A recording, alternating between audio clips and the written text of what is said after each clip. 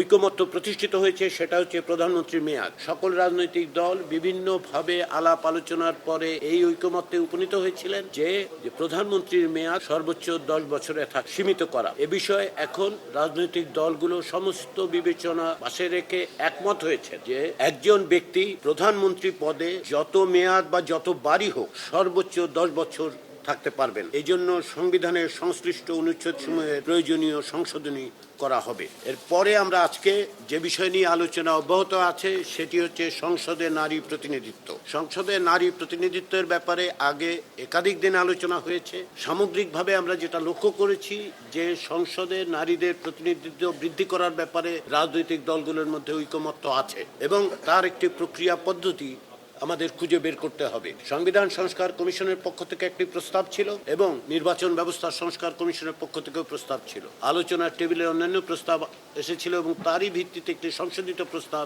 ঐকমত্য কমিশনের পক্ষ থেকে দেয়া হয়েছিল। প্রথমে আমরা বলেছিলাম যে এখন 65 অনুচ্ছেদে যেভাবে সংরক্ষিত আসন আছে সেটা বাতিল করে দেওয়ার জন্য আমরা প্রস্তাব করেছিলাম এবং এই প্রস্তাব করা হয়েছিল যে রাজনৈতিক দলগুলো 1/3 আসনে নারীদের মনোনয়ন দিতে বাধ্য থাকবে। এই আলোচনায় অগ্রগতি না হওয়ার কারণে আজকে আমরা ঐকমত্য কমিশনের পক্ষ থেকে যে প্রস্তাব উত্থাপন করেছি তা হচ্ছে যে বিদ্যমান সংবিধানে যে নারীদের সংরক্ষিত 50টি আসন আছে সেটি অব্যাহত রাখা হবে। এর বাইরে রাজনৈতিক দলগুলোকে আমরা অনুরোধ করছি এবং আমরা এই বিধি ব্যবস্থার জন্য প্রস্তাব করেছি যাতে ন্যূনতম 1/4 বা 1/5 300 আসনের 1/4 বা 1/5 আসনে নারীদের সরাসরি নির্বাচনের জন্য রাজনৈতিক দলগুলো মনোনয়ন দেয়। এটি টেবিলে আছে, আলোচনা হচ্ছে। এর বাইরে রাজনৈতিক দলগুলোর পক্ষ থেকেও অন্যান্য আলোচনা প্রস্তাব আছে। আমরা আজকে এই আলোচনাটা